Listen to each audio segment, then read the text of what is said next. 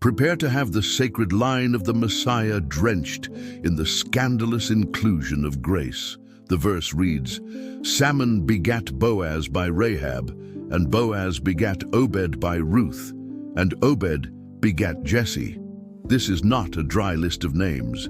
It is a profound theological statement, proving that the King of the universe was destined from the beginning to break down every wall of exclusion. I promise you will see how the intentional inclusion of Rahab the harlot and Ruth the foreigner proves that my plan is rooted in transforming the marginalized into matriarchs, validating the mission of Jesus before he even took his first breath.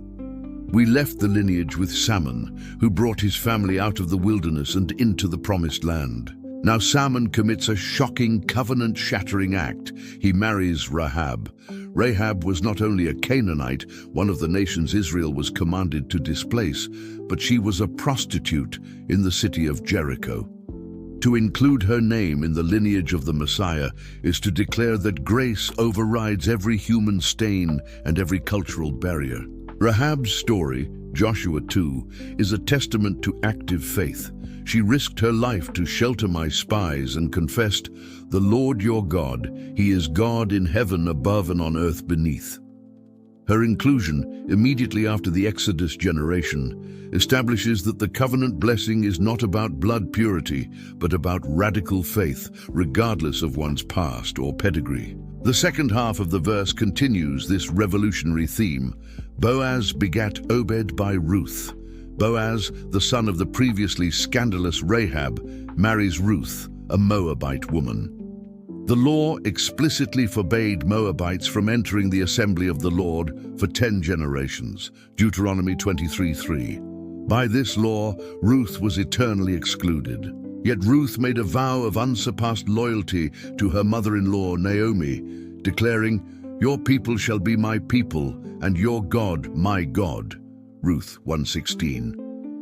Her inclusion, celebrated in her own book, is a divine signal that devotion and faith can legally and spiritually override the most severe legal ban. She is called a woman of noble character and becomes the great-grandmother of King David, proving that true nobility is defined not by birth, but by character and covenant commitment. The climax of this verse is the creation of the final man. Obed begat Jesse.